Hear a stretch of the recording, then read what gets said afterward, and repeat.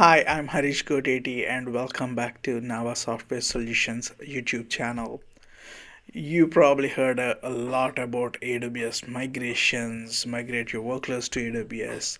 So what is AWS migration? What does it mean to migrate a workload to AWS? So in this video, I'm going to explain the AWS migration framework and what does it really mean to migrating your workloads to AWS and the patterns, the 7 patterns that are available or that are recommended by AWS to migrate successfully your workloads to AWS. So let's dive in. So let's talk about AWS Cloud Migration Framework, the three-phase approach, and the 7 migration patterns that are available to migrate your workloads to AWS.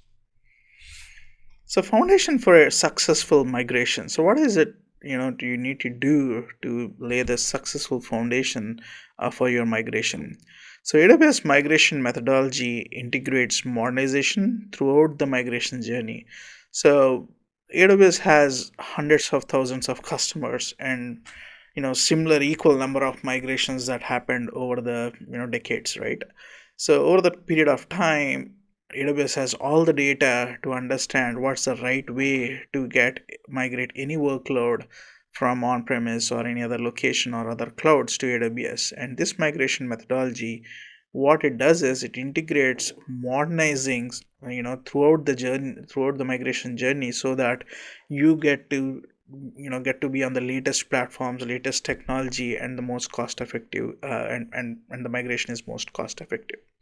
The process flow follows 3 iterative phases. So the first phase is called assess, the second phase is called mobilize, and the final phase is called migrate and modernize. That's the three-phase iterative approach that all migrations, all AWS migrations go through.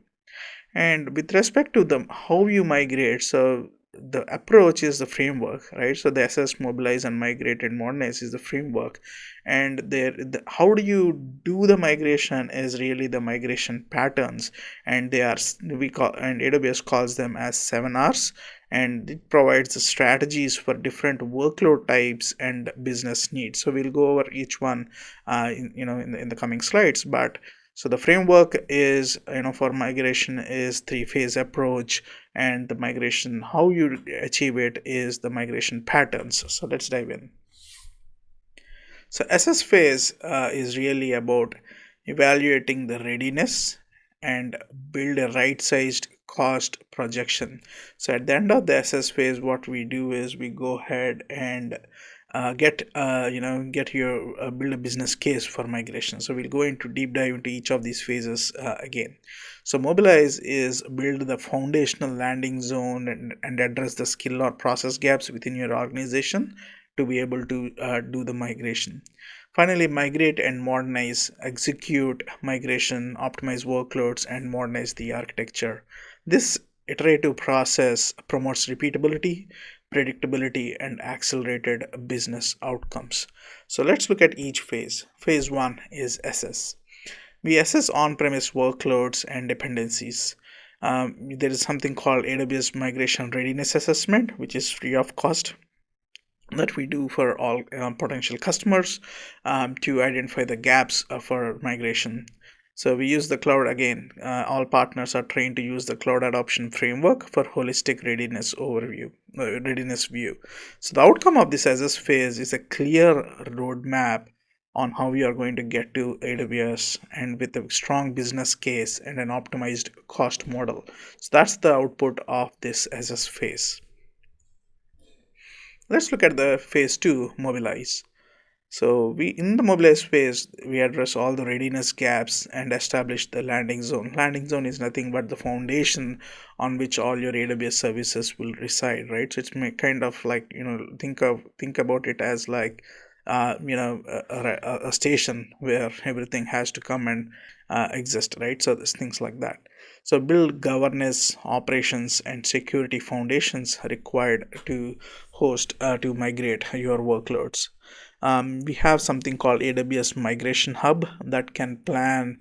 That is like, you can consider it as a operations center where you can track all applications that are migrating, right? So it's like a hub where you can, it's like kind of multiple dashboards and stuff. So that is used to plan and track applications across across tools. So the outcome of this Mobilize phase is a cloud-ready environment with aligned teams and processes.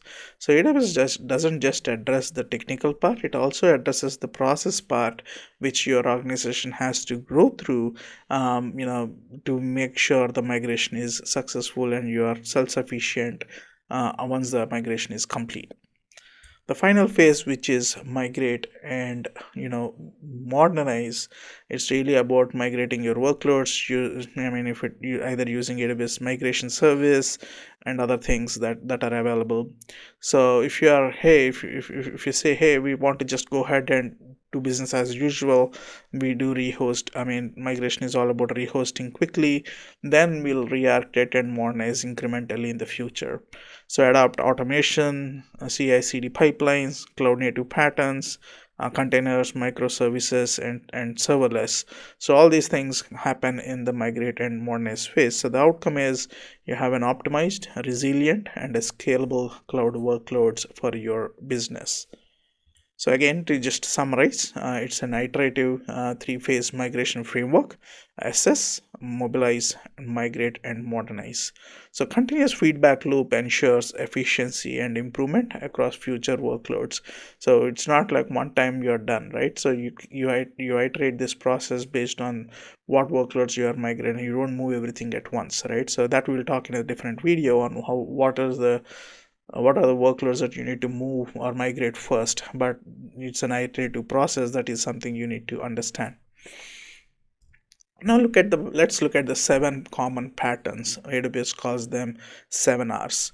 All right, AWS defines 7 migration strategies, each addressing different business needs and technical conditions. So selecting the right R, R helps balance cost, speed, and modernization goals. So let's look at each R, right, and then the pattern for migration and see what it is. So the first one is rehost, basically lift and shift. You say, hey, we don't want to change anything. We want to do business as usual. So without any changes, major changes, we move all the applications to AWS. You use AWS migration service for automation or automatically migrating, right? So it's ideal for rapid large scale migration. So if you have a data center like, move out happening, let's say in 6 months or 5 months or whatever, you want to do it quickly, then you take this approach and you rehost everything as quickly as we can.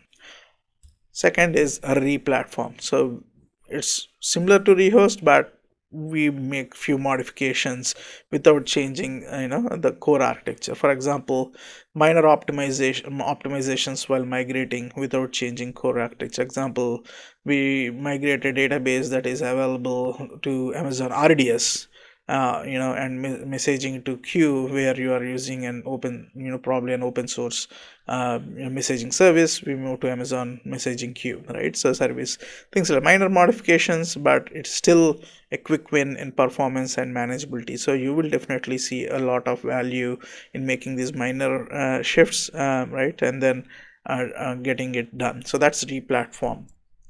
Next is refactor, basically re-architecting. So going cloud native, right, with microservices.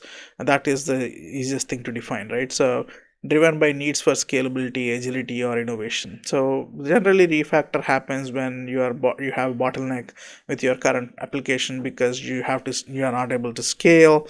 You have too many problems in releasing and rapidly, things like that. You actually go ahead and do the refactor.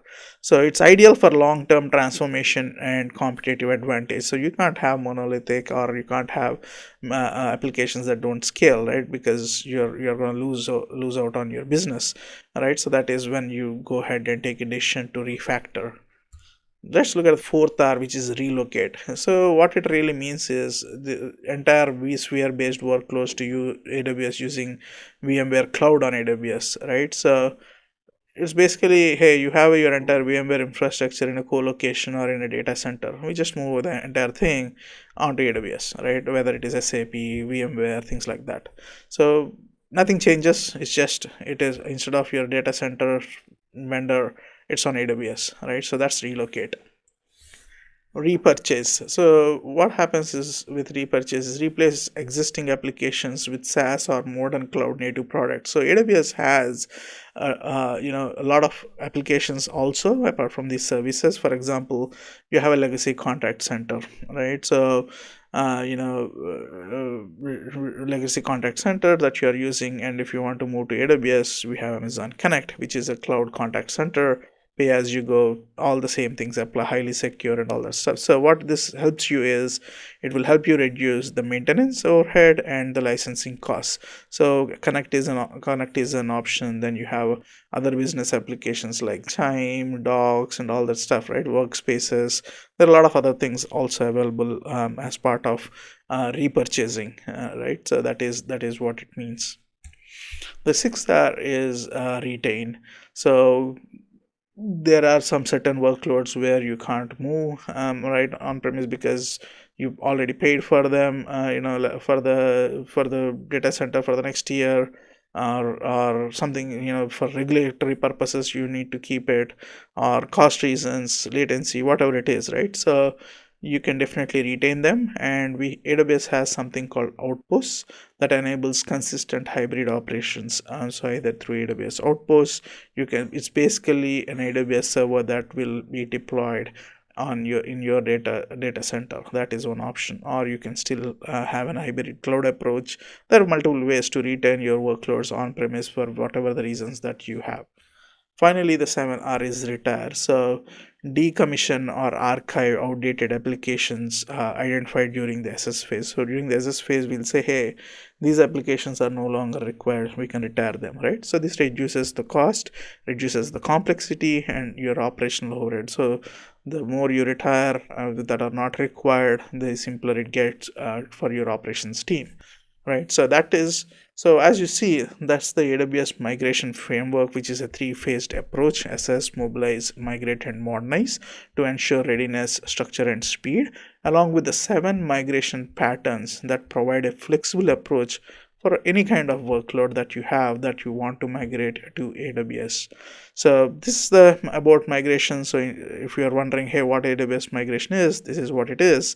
And now that you know about it, I'm looking forward to helping you migrate your workloads to AWS.